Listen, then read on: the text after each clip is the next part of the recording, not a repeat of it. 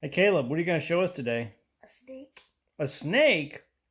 Are you sure we want to show that? Yes.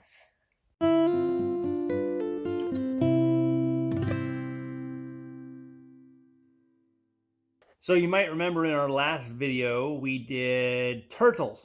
And That wasn't our last video. that was the last video we did together.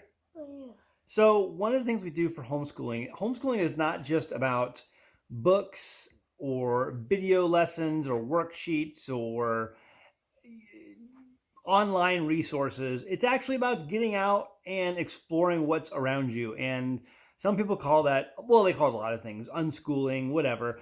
But, you know, it is part of the schooling. And it's part of the schooling that me and Jamie tried to plan for was actually allowing our kids to explore and learning things on their own and finding things that interest them and then diving down deeper into those things. And one of the things that really interests Caleb is turtles and snakes and lizards and other things that boys like to catch and play with. And so, what did you catch the other day or yesterday? A snake.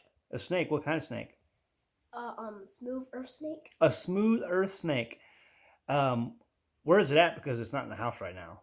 Yeah, it isn't. It's on the porch in a container. Yeah, we don't allow things like that in the house. In a big container. No snakes in the house. Okay, so we're going to go outside real quick and we're going to go show you what he has captured and what he will let go because we're not going to keep it.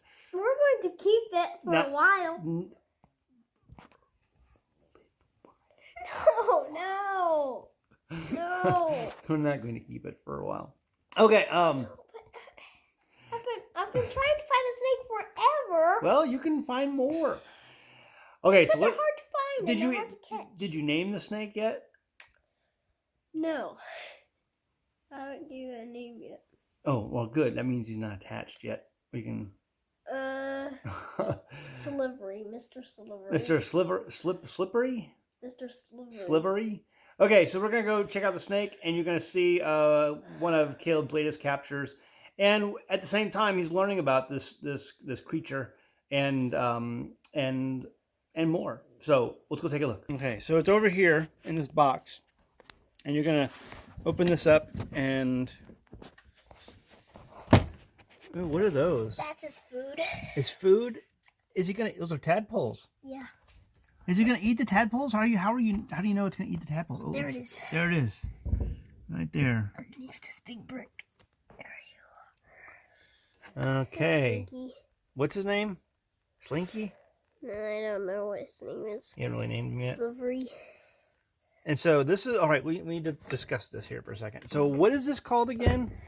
A smooth earth snake. A smooth earth snake. A smooth earth snake. And why is it called that?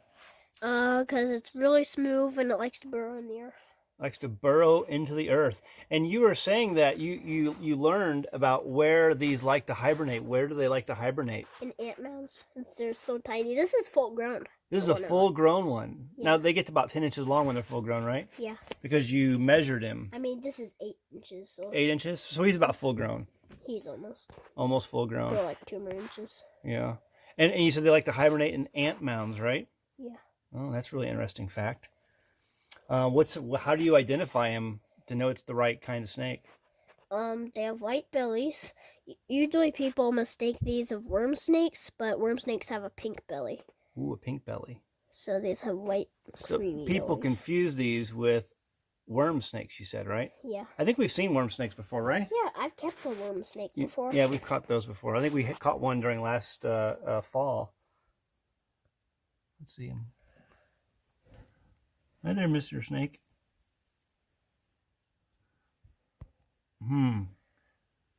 So what other identifying marks does he have? They're smooth on the scales. Smooth on the scales. And you said the scales were also called what? Scoots. Scoots? Yeah. Scoots. I think. And turtles have scoots on the side of their top shells. Huh, interesting. Interesting. And they'll really, you think he'll really eat those I mean, they eat worms and slugs. Why can't they eat tadpoles? I don't know if he's... And there should be a frog in here that I put in there. A frog? Is he gonna eat the frog? A tiny itsy bitsy frog. A tiny itsy bitsy frog in here Tiny somewhere. Frog, tiny green frog. Huh. And roly-polies. And roly-polies. And they'll eat roly-polies? Yeah, probably. So there is Caleb with his what's it called again? Smooth Earth Snake. His Smooth Earth Snake. Really interesting. Really interesting. Well, there you go, folks. The Smooth Earth Snake, the latest resident here at an American Homestead. And yes, don't worry, folks. We will eventually let him go. No. Yes, I know. We have to let him go. We can't keep him. But we will eventually. Eventually. We will eventually. When he's grown 2 inches longer. I don't know. 10 inches. We'll see. 10 inches. We'll see. And he's at 8 inches right now. He's at 8 inches right now. Yeah, we won't keep him very long. So I thought I'd take this opportunity real quick to go ahead and just talk about homeschool and what we're going to be doing for this next year. Obviously, lots of changes because of the circumstances that we find ourselves in. And Jamie had put together a lot of materials for homeschooling for both of the boys. And this year I decided to, because I can't keep up with everything that she had planned and still do the things I need to do here. And so I know a lot of you guys have asked questions about, what we're doing, and even people asking if we would enroll in public school. No, that was out of the question. We'll never do that. So instead, I think what we're going to do is a lot of you guys have suggested to us a number of different homeschool curriculums that we can look at if I'm going to be changing things up. And so thank you for that. I actually have looked at a number of them and am still looking at a few of them. But for Joshua, I think we're going to enroll him into Liberty Academy this year. It's a homeschool curriculum that we can do from home, and we'll supplement with some of the other things that Jamie had and me had ideas on. Some things about science. Number one, we got Joshua a really nice Swift microscope, and so we're going to be doing some science with that and some parasite testing. I want Joshua to learn how to do fecal test here on the homestead for the animals, for the livestock, the sheep in particular. And so we went and got a book to help with that. And so some friends recommended that to us. And so thank you for that. If you are that person, you know who you are. Also, when it comes to Caleb, I'm still looking at some curriculums to enroll him in or to take on for Caleb. And I'll be making a decision on that here pretty soon. But for Joshua, we're going to do Liberty Academy. And Liberty Academy will do history, math, science, English or reading in English, and Bible. So there'll be Bible topics.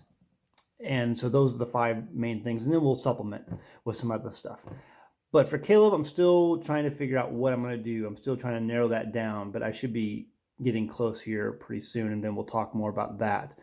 But I know after we did our last video on homeschool dads, check that out. I'll put a link up there. People are asking, hey, what are you doing for a curriculum? And have you decided what you're going to be doing now? It was just too hard to be able to go through her notes and figure out what I was going to do. So basically here I have her notes. It was these 2 books that she had basically put a lot of her materials in, a lot of her notes.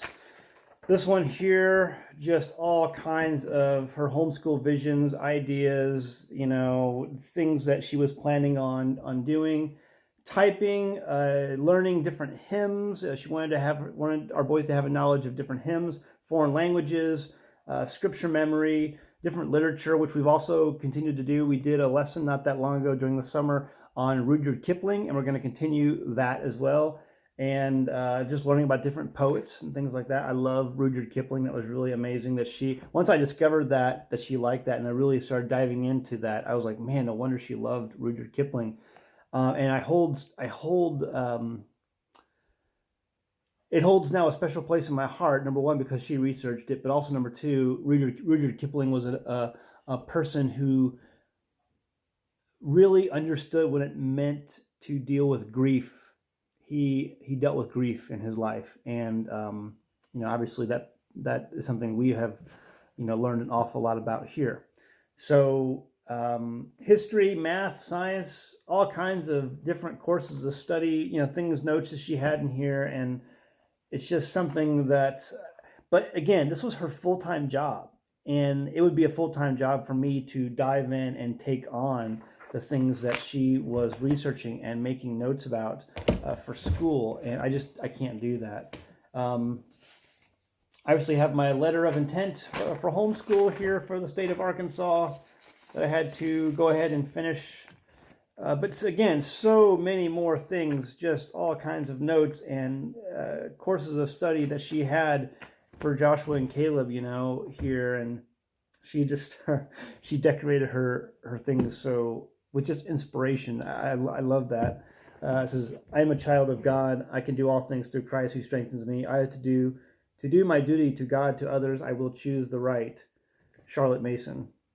I love that. I love that how all of this is just scattered through, messages like that are scattered throughout her homeschool materials. She really loved what she did. And that's been one of the hardest things to lose about her, because there's no way I could dedicate that kind of time to doing what she did and still do everything else I need to do. So I have to rebalance things, reformulate, figure out. And so part of that has been to reevaluate and still try to understand, okay, what direction did she want to go with education of our boys, and then try to still hold true to that in some respects, but then figuring out an easier way that I can manage it. juggle. That's like my phrase lately, is just juggling. People are like, hey, how you doing? I'm juggling. I'm juggling. So you guys have made a lot of recommendations to me, and don't think I have not listened to them, and don't think I have not paid attention. I am, and I'm researching a lot of the things that you guys are sharing with me, and I appreciate that, because that was one of the ways that she figured out things, was she took your recommendations too, and she researched them out. And so I'm doing the same thing.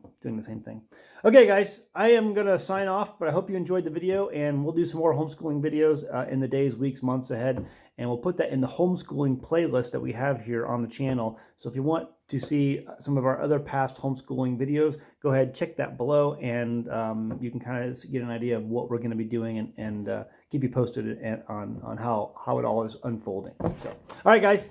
See you next time on American Homestead, but don't leave until you hit that thumbs up button. Hit it right now, before you go, right now. Go ahead, click it. All right, good. And then our shirts, freedom. It's all about freedom. And we've had some other homeschooling shirts. Homeschool while it's still legal. Those shirts are available in the description below. But check out the shirts. Every purchase you make goes to help the homestead, and also Times Tales, link in the description below. If you have a student, boy or girl, who's having issue memorizing their times tables, Times Tales will help. And when you go ahead and purchase the materials from Times Tales, a little bit of that goes to help the homestead. So check that out, link in the description. See you next time on the homestead. Bye. Hey guys, I'm happy to introduce an American Homestead sponsor, Zervita Zeal. Now, first off, I only accept sponsors from products that I use and believe in. My family uses Zeal mainly because we want to ensure a healthy immune system. You see, it's made up of only whole food concentrates and includes no artificial colors, flavors, or preservatives. The included sweetener is all natural from fruit and the stevia leaf. It's gluten-free, it's vegan, and it's kosher. In 2018, my youngest son was involved in a bike accident that resulted in the surgical removal of his spleen, and that's an important part of his immune system. And because we live on a farm, you can guess that having a healthy immune system for our family is very important. Some of the included ingredients are beetroot, chicory root, turmeric, moringa, blueberries, cranberry, goji berry, milk thistle, ginseng, alfalfa, broccoli, and so much more. It's these natural ingredients that can easily be made into a powerful and tasty drink that my family can make and feel good about. So sign up and give it a try today. Every purchase you make goes to help the homestead so that we can continue to make great homesteading videos for you. Link is in the description below. Go ahead, give it a try.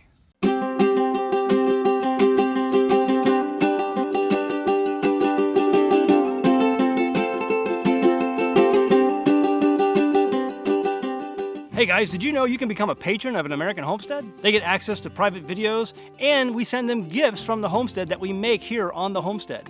And we also enter our patrons into special giveaways that are only available to them. And before you go, please check out these other great videos. Go ahead, click. Oh wait.